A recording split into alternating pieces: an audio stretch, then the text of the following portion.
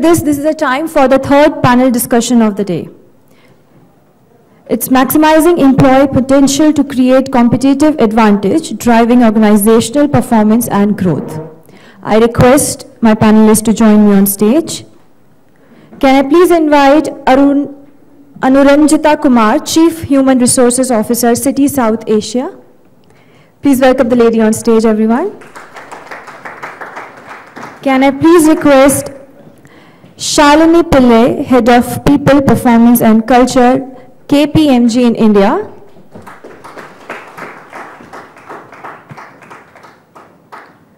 I invite N. Kumar, Head People Management-O&M, Lanco Power Limited.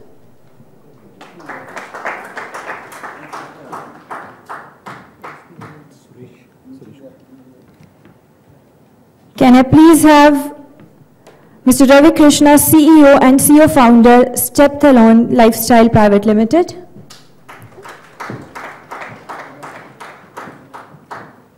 Please welcome. Can I please have Mr. Deval, Head of Consumer and Corporate Business, It's Cash Card Limited, on stage with us. And I invite Mr. Anurag, Malik, Partner, People and Organization, Ernst & Young, to kindly join us on stage, please. Please welcome the gentleman on stage. And to moderate this session, can I please have Jayant, Krishna, Principal Consultant ACS, on stage with us. Everyone, please welcome our moderator on stage.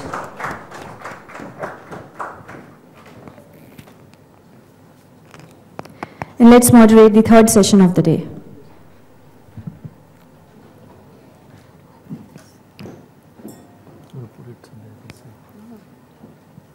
Clip is there or not?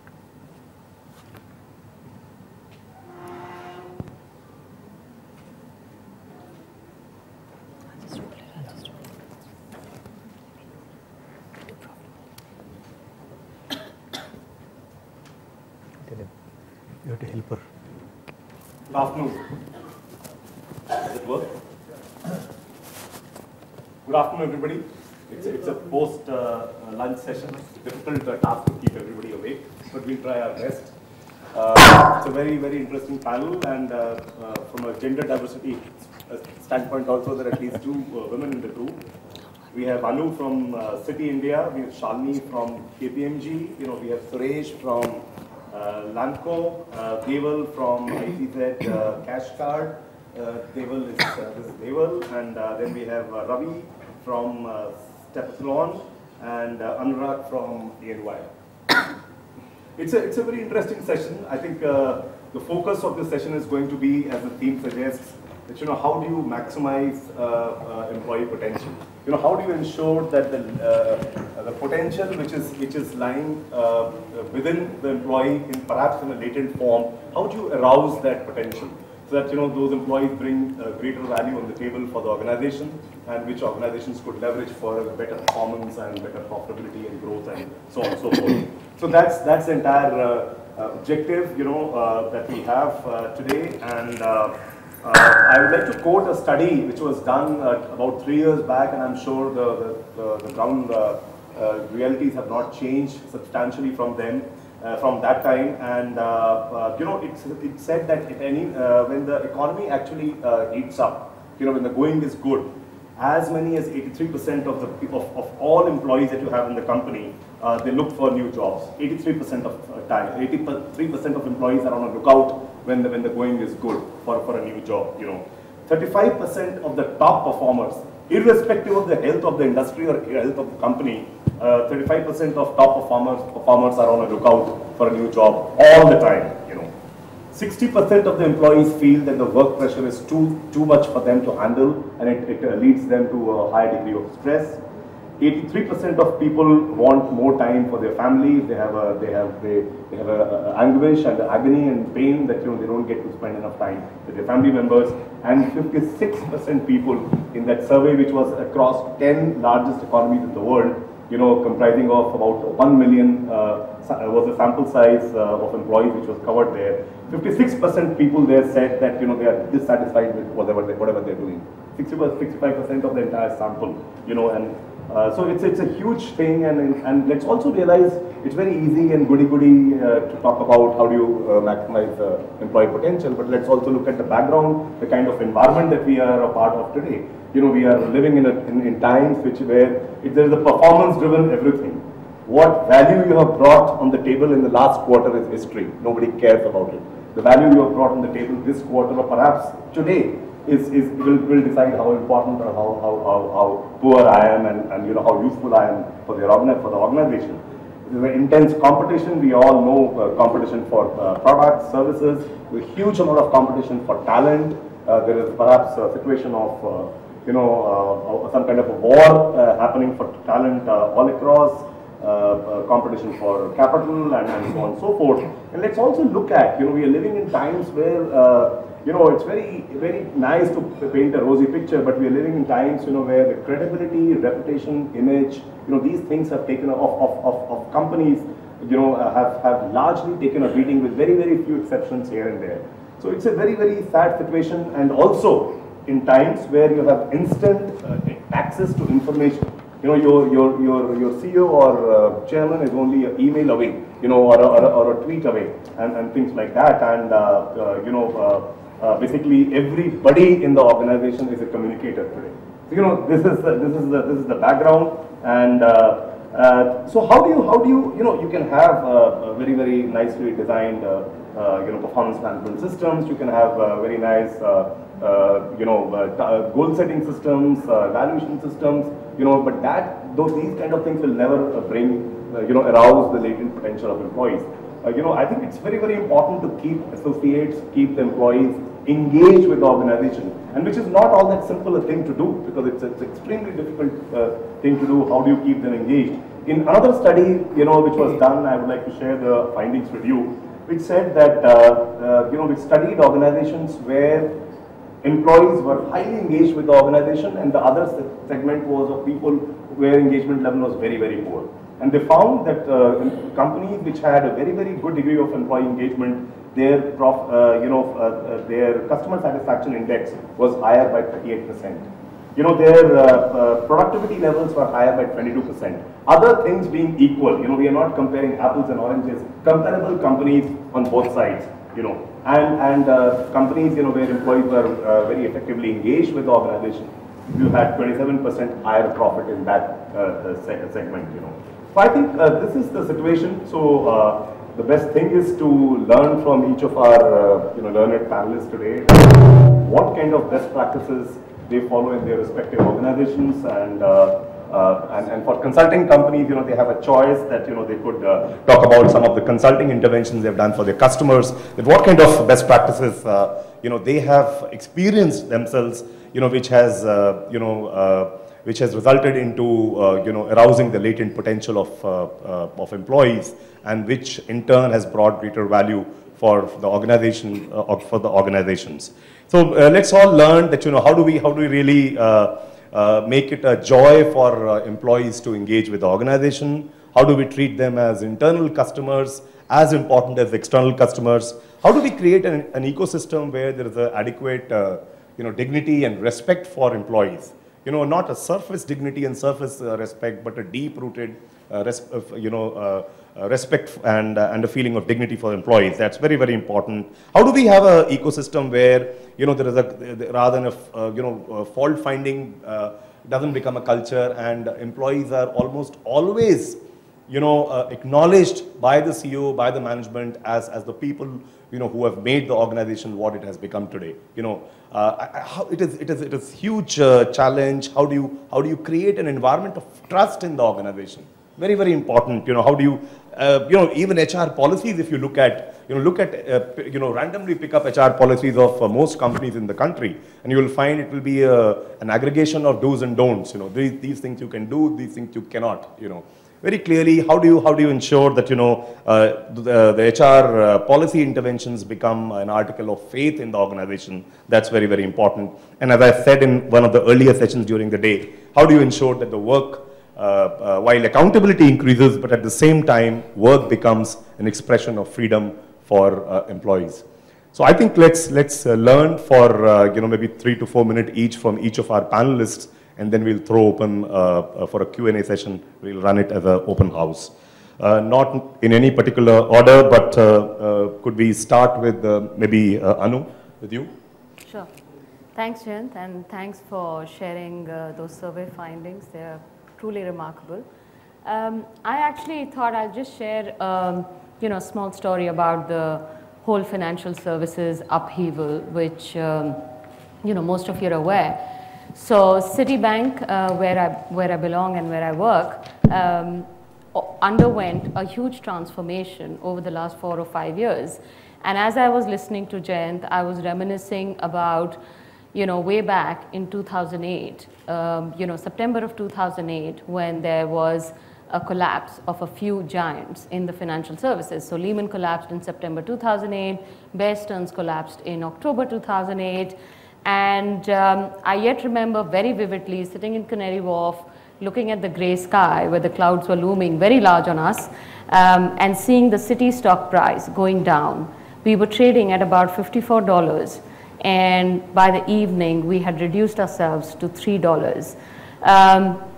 It was a remarkable day, and November, so which means we are heading for a compensation cycle. We actually froze everything because we didn't know by the evening the company will actually survive or will we get bought out. And that night, when Vikram Pandit went to the US Fed to ask Treasury to bail us out, about 70,000 of the 200,000 employees that we have, so 70,000 employees bought Citi stock. And they bought Citi stock at maybe $2. They didn't buy it because it was cheap, because by tomorrow morning we could be finished, which means whatever investment you make is zero. They bought that Citi stock because they truly believed that this was a company which was theirs. This was a company that could be turned around. And I remember Vikram, in one of his town halls, getting absolutely emotional about what happened that night.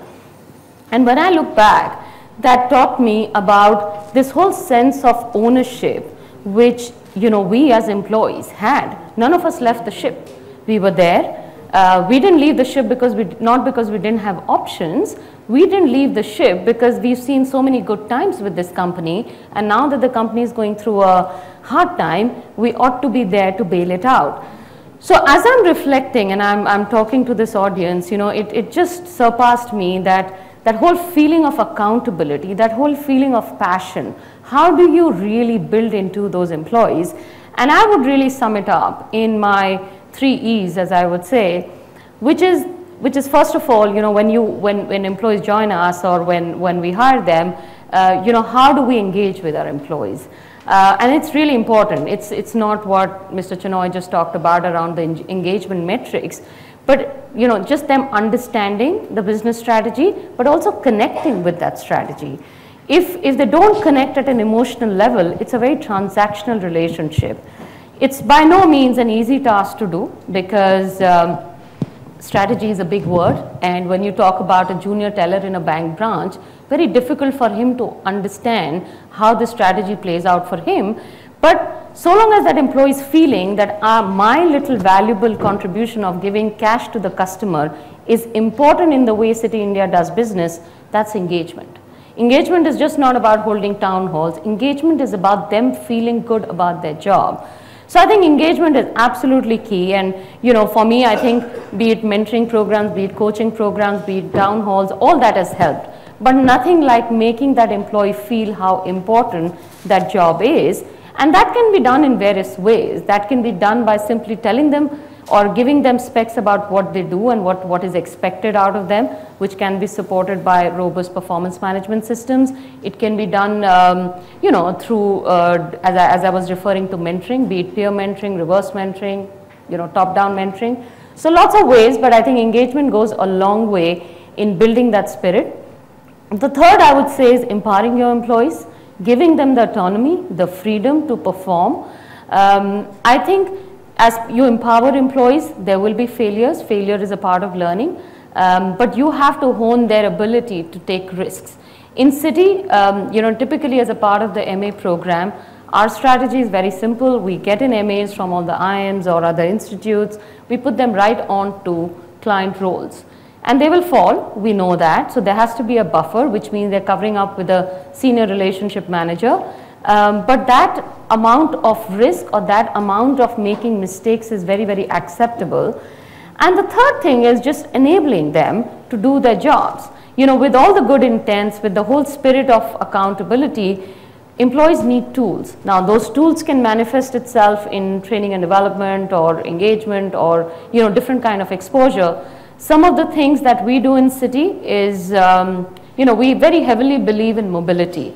So we have this mantra wherein, you know, an employee has to do, you know, two or three different products or geographies in a span of the first 3 or 4 years with the bank.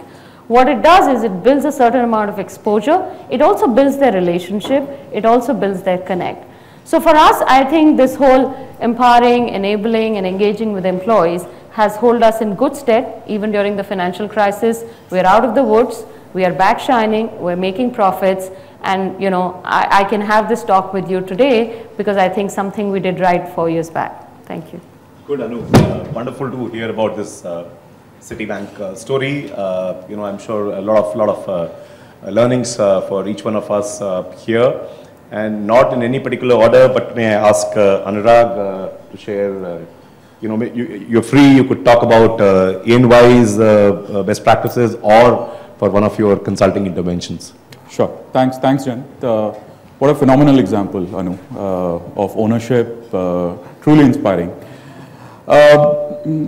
Yeah, you know, I'll probably talk about a little about EY. If I get the time, I'll pick some clients. So, you know, when Jayant invited me and he told me about the topic, he said, we're talking about unleashing employee potential, we're talking about, you know, organizational performance and so on. So I was also thinking through the context. I said, you know, pretty much around the lines that Jayant was sharing data. You know, as a consulting organization, we're doing a lot of surveys, engaging with clients, you know, pretty much, you know, observations in line with what Jayant was sharing around employee engagement concerns, talent concerns, attrition concerns.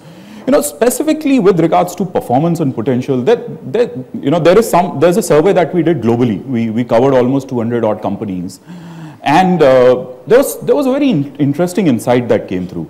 So managers almost all across the world were saying that, you know, given business expectations, given year-on-year increase in business expectations, you know, we probably need to increase employee performance 20% year-on-year.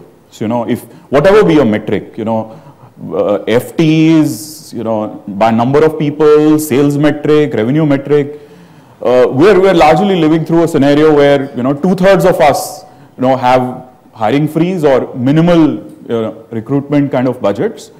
So for us to meet these kind of business expectations, we're talking about a world where with similar numbers, you've got to increase performance 20% at an average year-on-year. You know, that's a very interesting scenario. So where does that performance increase come from? Yes, you know, you can talk about technology. You can talk about technology making fundamental changes to the way you deliver business. So yes, there could be a productivity angle there. Process, you know, I'll probably not touch these areas since we're discussing HR here. But from an HR perspective, I think pretty much what Jayant and Anu talked about, engagement is massive. You know, if you're talking about with the same employee population, year on year, significant differences in performance and contribution, engagement has a huge role to play. What else? Organization design. It's been amazing the number of changes in organization structures, offshoring of work, taking work down the pyramids, just from a point of view of productivity increases. Skilling is, of course, very important. You know, Mr. Shanoy was talking about it. Extremely critical for any organization. And then there is performance management. And, you know, it's a debatable question. We have our views on, you know, what's the contribution that performance management systems, great performance management systems have on the organization. So probably it's a combination of all of this. So you're talking about making your ship move faster, the same ship, move it faster by 20% through multiple of these levers. And it's been very interesting, you know, watching clients try and move their engines differently with each of these levers. Let me pick some EY examples to start with. So honestly, the business metrics, business realities are very similar for us. Year on year, especially in developing country, if you're not doing 20% year-on-year growth, you're not really doing well, and that seems to have become the norm. So, and you need to be doing it on the same FT head count. So the denominator doesn't need to change significantly. That's a reality that's probably across most sectors in the country. So a couple of things have, I think, worked very, very well for us. One is around employee engagement. So, just to give you a little bit of context about EY. So EY is a very federal kind of a structure. So we operate across 150 countries. What holds us together is the brand, processes, but otherwise it's a very federal structure. So every country operation is owned by the respective partners. So, when we were doing engagement surveys, there was this common concern that communication, business communication, connect with the larger organization, the organization I'm working with, the larger purpose, the larger mission. Scores, employee connect scores around there were always low. And, we'd always feel that there's something that we need to do more as far as the connect of people with the organization is concerned. We had a new global leadership taking over last year, and the firm launched something that's called Vision 2020. Incredible. I think it's been an incredible story over the last 1 year in the way it's got rolled out. 150,000 people is the size of the organization, 150 countries. And the mandate was that this new Vision 2020, broadly it's about making a better working world. So what does EY stand for? Making a better working world. Let's take it down to every employee in every country. Let's ensure that every individual is sitting down with their managers 4 to 8 hours a day and trying to understand what does it mean translate into their respective jobs. It could be a consultant, it could be an analyst in an offshore center, it could be somebody working in finance, it could be support staff. It's important that it translates into everybody connecting it. What does it mean for me? If I'm a part of EY, what does building a better working world mean for me? For a partner sitting in New York, it might mean impacting economic policy, impacting financial markets. For an HR manager sitting in India, it might be building a better world. My working world is the people I work with. And for impacting those, making them grow, perform is an example of that. I think we've had incredible success. The power of unleashing communication in engagement in a large firm like EY, I think was a great example. Just one more example that I personally, I've been with EY for the last 10 years and I've seen make a huge difference to the larger firm is, around skill building. Again, very interesting philosophy. So we said that at the end of the day, the belief is that there is only one person accountable for somebody's career. That's the individual himself or herself. Okay, everybody has just one career to manage at the end of the day. So if you are talking about real career ownership and development, let's translate the ownership of that to the individual. So we launched this concept called EYU. It's Ernst & Young and You, or EY and You, where the concept is that we will get the entire learning infrastructure of EY onto an online platform. We'll give you largely a broad framework of a 70-20-10. I'm sure most of you would have heard, experiences, learning, coaching, mentoring, and training that the firm can provide. And we'll get it all on a framework. And we would leave the choices in terms of careers, career opportunity, and the kind of development experiences to you. We'll define protocols around it, but we'll leave it to you. The swing in the quality of development planning, people believing that there is real transparency in terms of what do they want to do, what do they stand for. Development plans that reflect a very unique individual spirit. I think it's made a big difference to the larger firm. Completely going back, I think, to the point that Jayant made, Anu made, if we're talking about potential, there are multiple levers, but probably engagement is probably the most significant out of them. Thank you, Anurag. Very, very useful, and especially in EY, which has a very, very federal system all across the world, and loosely assembled group company, by some common brand values. I think it's even more difficult to do it. But maybe later or maybe offline, I would like to know more from you, this EY you that you talked about, right? See, but there are companies which have this model that every employee must get some kind of a mentor, a human entity, some kind of a friend, philosopher, or guide, So, I mean, these are two contrasting universes, So, I'd like to learn from you later, maybe, or if we have time, later in this session, you know. Great, thank you. Very interesting indeed, very inspiring. And over to Shalini. Shalini, you could either talk about KPMG, or you could talk about again one of your customers or your earlier job. Okay. Well, it's a couple of things, and maybe just to we have a subject which runs a lot of commonalities in terms of points and thoughts. A lot of what Anurag spoke clearly resonates. We kind of work in the same space, common kind of thoughts, ideologies at one level. If I relate to where Mr. Chinoy left off, and you know, strategic HR, the way I see it, for any organization to be truly successful and to establish a competitive edge, HR has to be core and integral to strategy. I myself, having been a consultant for many years and worked with various organizations, spent 19 years of my career on the consulting side and on the business side. For me, moving into an HR role is new, and it's very exciting. It's sitting on the other side of the table and analyzing what I believed worked well and what didn't work so well from an HR perspective. Been guilty of being kind of dismissive of HR when I sat on across the table. But when I have come onto this side, really understanding what are those levers. So if I look at our topic for the day, which was maximizing employee potential to kind of build that competitive edge, it is absolutely critical to strategy. If I look at what is the wider organization trying to achieve, it's there to make sure that it stands apart from competition. The organization itself is building a competitive edge, and HR is one of the very critical enablers to help build that. If I give examples of clients that I have worked with, and I'm going to talk more on the services side than the product side, typically when you look at market opportunities, you look at creating differentiators, you look at building a competitive advantage, we do a great job at services, what kind of marketing collateral, how do you want to go and dissect and analyze your customer segment, what's your go-to-market strategy going to be, a lot of analysis on the demand side. One of the areas I genuinely believe that there's scope to improve, and it's core to the topic, is what do we need to do on the supply side of the organization. So how is it that we need to align and create that differentiator? How do we go and make sure that we are actually distinct and making sure our people are competitive in terms of hence making the organization itself successful.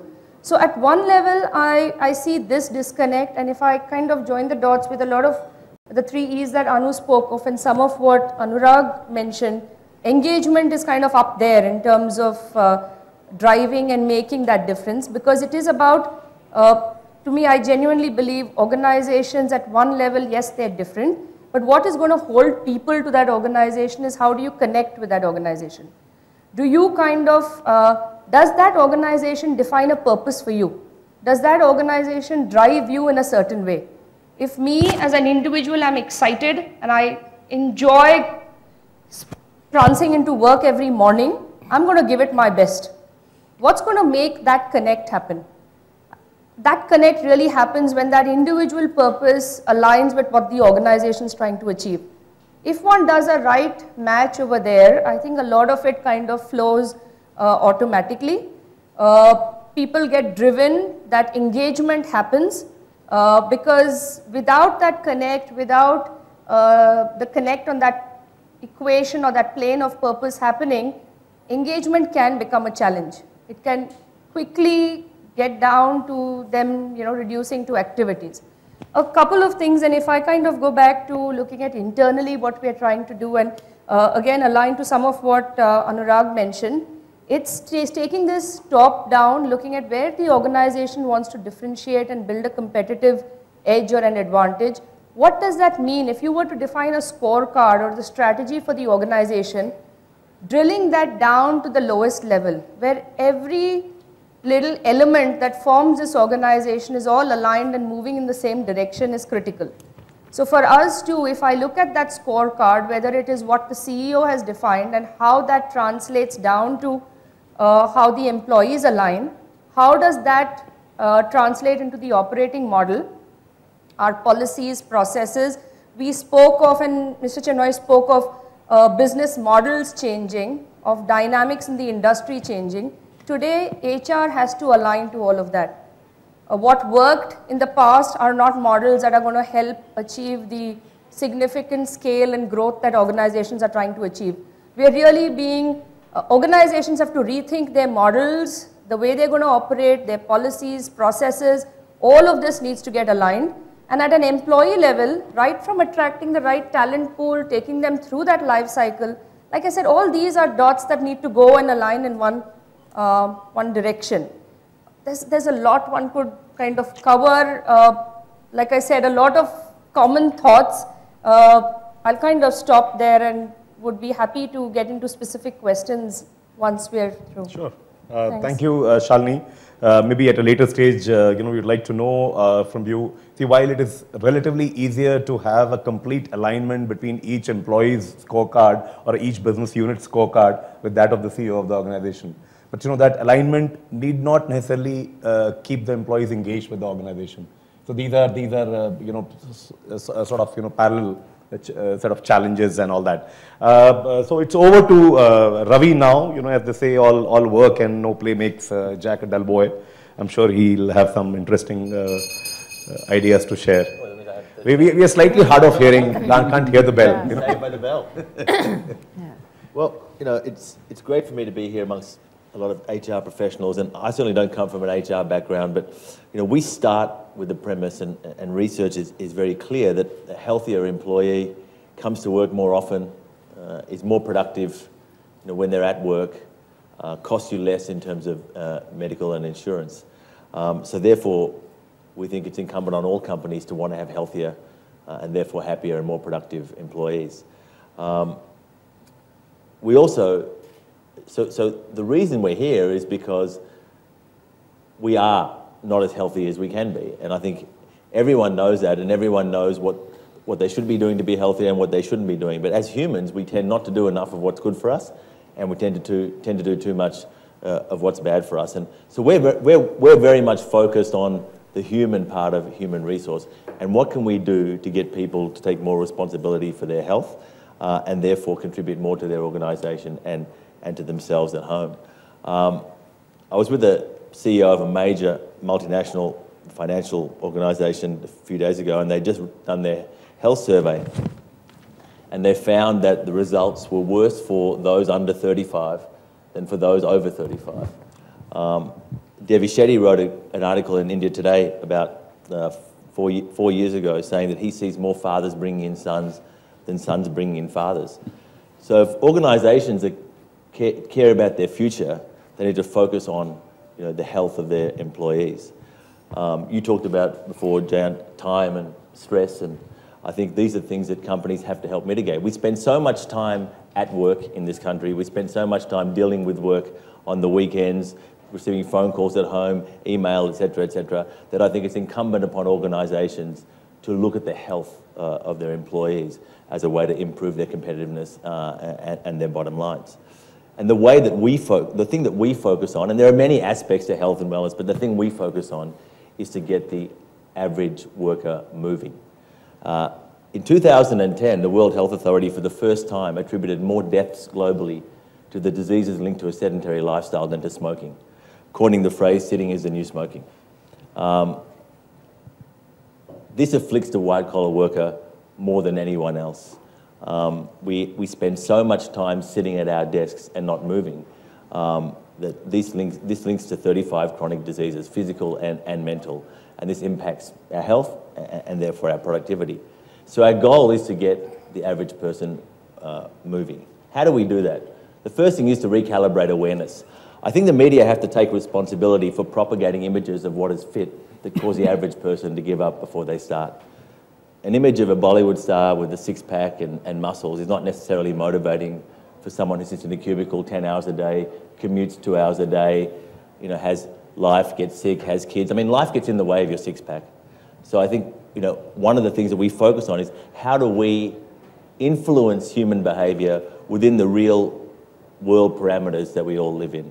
And that's something that Stepathlon strives to do in collaboration with the organisations with which we work. Because the best way to influence a big group of people is to work through the organisations.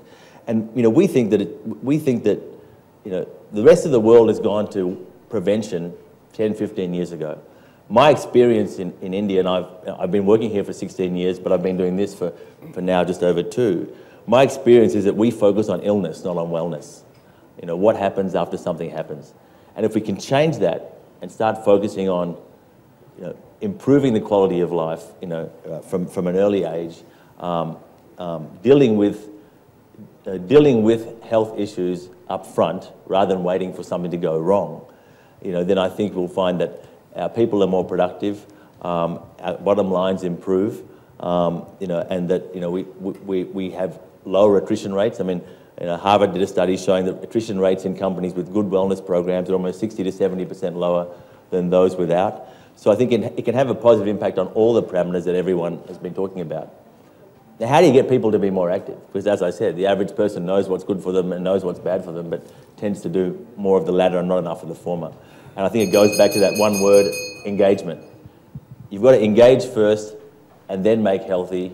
You can't be prescriptive with people. You've got to lead them towards making choices for themselves. And I think, the way that we do that is through gamification, self-quantification, make it fun, make it relevant, and don't be prescriptive. So that's sort of the philosophy. Thank you, Ravi. Maybe very, very briefly, we are running out of time. I'd like to share, my day job is with TCS, and, there we have a very, very exciting initiative called Fit for Life, and, where there was a morning organized activity all funded by the company, where employees are, they exercise and they run in groups with trainers and so on and so forth. Every office has a state-of-the-art gymnasium and, the yoga sessions and whole lot of things, And I agree with you. I think any investment in the employee well-being, wellness actually, makes a very, very good ROI, very clearly. Thank you, Ravi. We are short of time. So over to Suresh for his thoughts on the subject. Well, the first thing which comes to mind is we are in a highly turbulent world. Surely. Volatile, like you said, volatile, uncertain, complex, ambiguous. I just remember 3 years or about 3.5 years back, we were projecting a business plan in which we would, I come from the infrastructure and power sector. We are projecting huge growths, huge plans, manpower addition. Came 7 or 8 months down the line, we are into downsizing. So how do you do things with, a very human face? How do you leverage human potential at the same time in pockets where you need, the divisions of businesses where you need people? So we had a very ambitious program at that point of time. I'm talking about something like 2010, 11 and 11, 12, LLP, Lanco leadership program. So where we were trying to select the best of people, instead of trying to take people across cadres, people from premier B schools or IITs and things like that. How do we groom our own talent? Now came the project's down phase. So we are left with, we are in a high and dry situation. So how do we mold these things, these programs, which will meet the aspirations of people at the same time where we are downsizing the project phases, where the projects have come to a standstill. At the same time, we maintain the image in the world of business and kind of develop a very, friendly image of the company. So those things are a big challenge. So how is that you frame as a program these things? How do you, as she said, connecting the dots from the uppermost level to the downmost level? And as HR, how technology enabled E-Connect and H-Connect, I would say, HR Connect and E-Connect.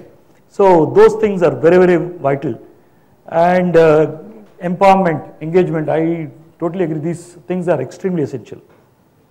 Thank you, Suresh, and I agree with him. When the going is good, you can think of a lot of interventions. But when there are challenging times, when there's a threat of downsizing and so on and so forth, then how do you do these goody things to keep people engaged and in a spirit of high motivation and morale? That's and quite another thing which I said, like Dilip had said, that now that again with this kind of workforce wherein now you have to upgrade the skill level, then market again when it revives, how do you attract the talent back? Absolutely, that's the challenge. Over to Deval. Thank you, Jayant. So actually, my job is made a lot easier. I think we had Dilip before us who spoke about strategic HR. We have people here on this panel who are talking about engagement. We are talking about delivering goody things during tough times or during good times as well. So when I was on this panel, I thought that I'm a business owner. So I thought that amongst HR professionals, what is it that I could contribute? So ultimately, my guys told me, don't make a sales pitch, Deval. So, but I may end up making a partial one.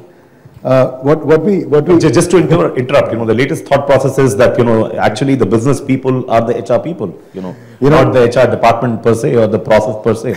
It's your line manager who's your HR manager, So I agree with you, absolutely. So one of the things that I discuss with my HR team, one of the things that I discuss with my clients is that how do we move the focus from traditional means of managing people, which is comp and ben, which is work-life balance, which is career development, because these are things which are very common. But I think today as the employee is evolving, the world is evolving, the perception of an employee in his contract with the company has changed drastically. It used to be compensation and benefits. Now if you look at its overall well-being, its overall recognition, and its overall being good. So I think the whole paradigm that we work on, or we've been working on for several years, is working with various partners to deliver something that we call as, or the concept that we believe in, call as total rewards. Wherein the 5 pillars that we talk are, of course, one is comp and ben, compensation and benefits. We are talking about work-life balance. We are talking about career development. And then there are the 2 key words that we heard in the forum before, or we've heard in this forum. One is employee engagement, and the second one is rewards and recognition. So when we talk about engagement, I don't think engagement is really well defined here. For example, the global trends that we are seeing in engagement is very much on the social front. The world has moved socially. You have 4 billion YouTube hits a day. You have more than 50% people with smartphones accessing Facebook. But here, many of us are very leery or wary of allowing our own employees to access a social media network. So what we actually believe is that along with the right policies, which you would have in an organization, how can we create a framework of social engagement? For example, if you do a project on time, wouldn't it be great for your CEO to send you a like message on your social engagement or your employee homepage? Or wouldn't it be awesome to get a e-gift card, moment it's your birthday, or or it's a good milestone day for the organization? Wouldn't it be great to have common interaction on some knowledge topics within a group? So we don't see some of these things happening in India. If we look at global examples, if I look at budgets, typically if I look at the total payroll cost, global benchmarks to spend on reward and recognition schemes are in the range of 1.5 to 2%. In India, it is sub 0.5%. I mean, these are data, facts which are available. Even the concept of rewards has changed worldwide. Globally, in India, we are still on the t-shirts, your watches, your meal gift cards, and things of that sort. But globally, things are completely changing. Globally, things are changing to e-coupon, to open loop products, through Visa or Master gift cards. And at the same time, all this is being interwoven through a social engagement platform for the employees. Because it's very, very easy, sometimes we take that easy route when the times are very good. It's very easy to give away a retention bonus. It's very easy to increase a training or a career development budget. But why don't we think about increasing the recognition and the rewards concept in a company? This is something, I think, maybe it's not happening because lack of belief in changing the compensation structure, or is it the lack of understanding? So there are these dilemmas that we constantly see, and we constantly come forth when we discuss on these points with many of our partners and even our own HR team. So at the end of the day, these are your reward and recognition and engagement should not merely be transactional tools. They truly need to be integrated in the culture. and be a part of the DNA of the organization. So at ItsCash, being a payment solution companies, we try and work with clients on a lot of these solutions, but more than often we just end up selling transactional products, which of course is good for me for the bottom line, but at the end of the day, it's not something which is sustainable in the long run. So yeah, I'll be glad to talk to people to know more about their such initiatives, and would be glad to be associated with them. So thanks everyone. Interesting. Thank you, Deval. I would like to share, on the social media, what we at TCS we have done. We have developed a community, a dedicated social media initiative for our 300,000 employees, and they can do anything. They can do bashing of their boss or whatever, absolutely free formatted kind of a thing. And the initial results have been very, very encouraging. So I think the challenge essentially is that as a business landscape all over the world is becoming more and more transactional, how do you create that connect? How do you keep the people engaged? How do you make, in a transactional world, how do you keep the relationship and the rapport with your employees very, very relationship centric? I think it's not that easy. It's very easy to sit in a panel discussion and discuss, but it's quite a challenge to do it. I know I've heard the bell a few times. Maybe we can take one or two questions. My request is just raise the question and don't deliver a talk yourself. Yeah, please.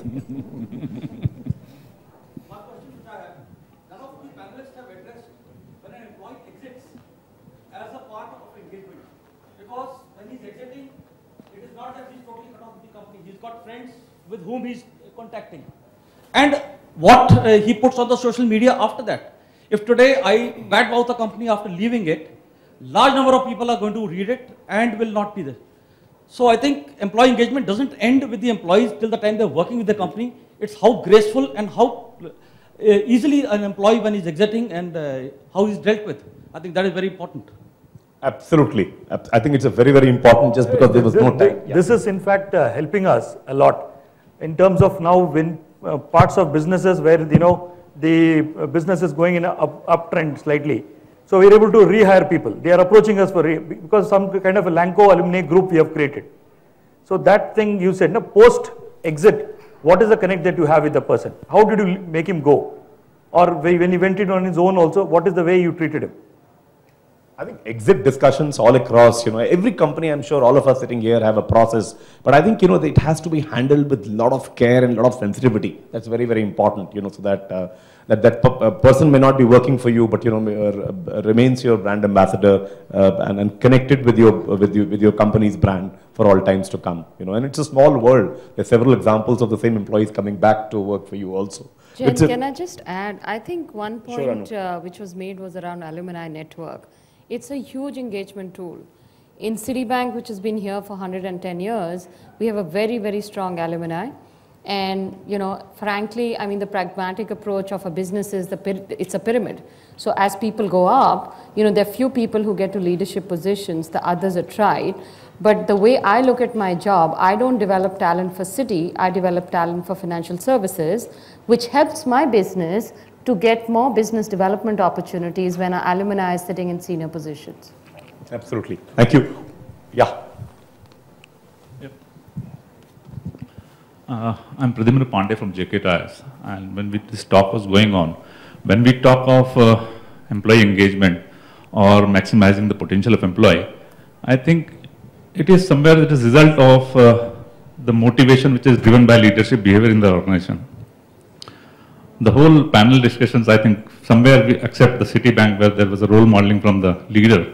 Leadership behavior, how it is impacting the employee engagement or maximizing the potential, that was not come out from this discussion. I just want some more views on that, how leadership behavior can impact the whole thing. Whether it is empowering or delegation, is it important for it?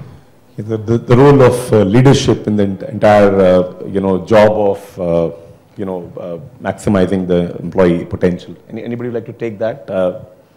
Actually, I could just a couple of things. If I look at our own organization, we had a new leadership team that that took charge about a year and a half ago, and we had the rest of the organization looking up to this leadership team.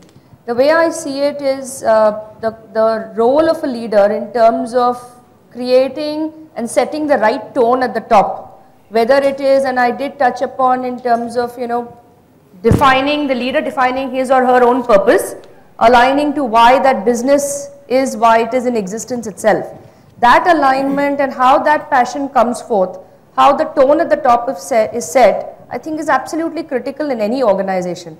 Because the rest of the organization is looking up to those leaders. So whether it is in terms of standing by the value systems that that organization represents, walking the talk in every which way, I think is what one would expect a leader to do.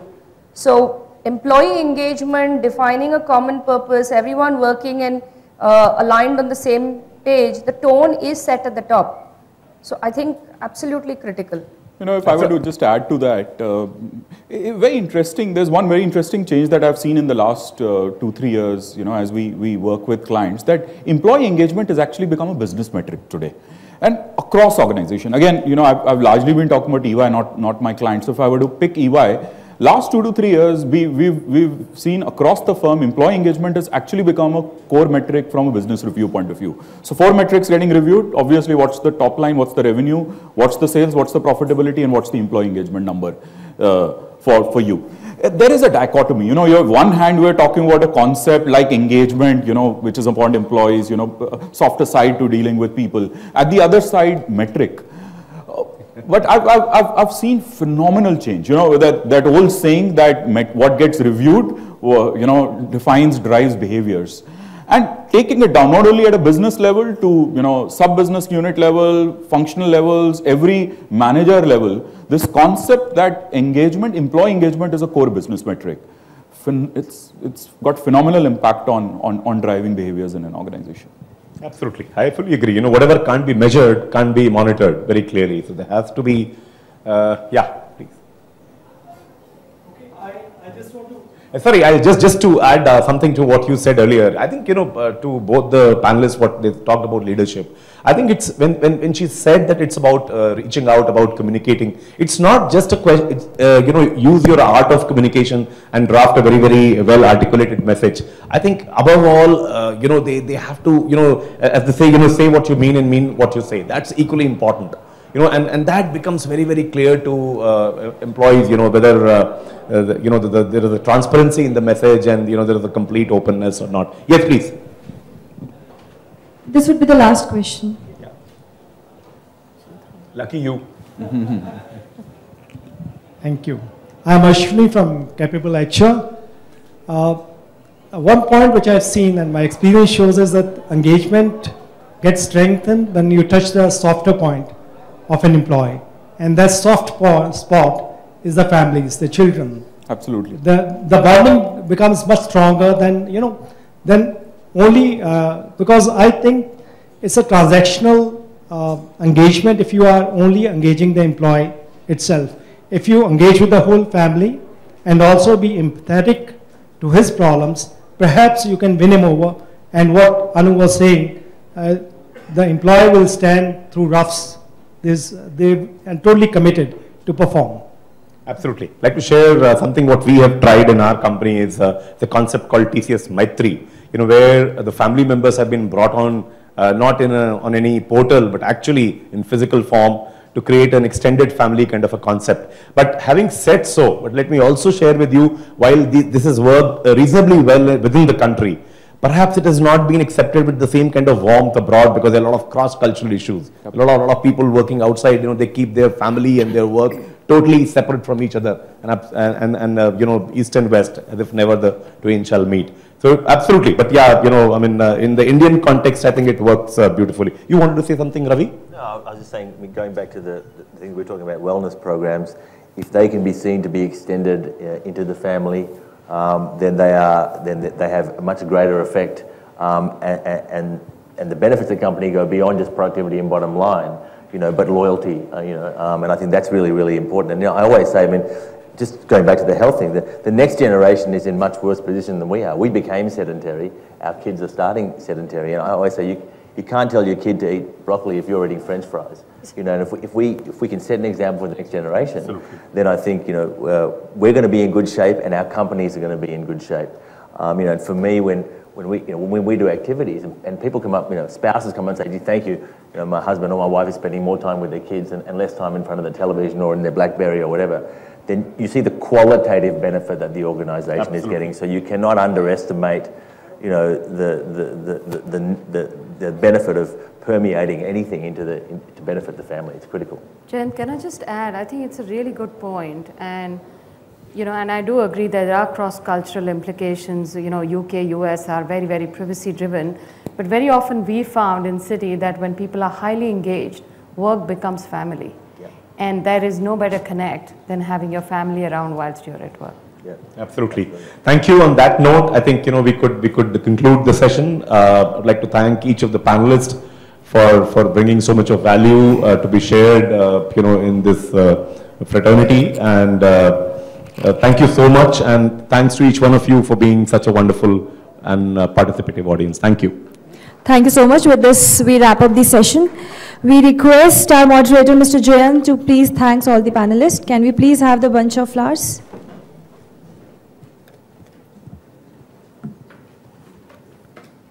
I request Mr. Jayant to hand over the bouquet to the panelist. Everyone, please join me in thanking the panelists on stage.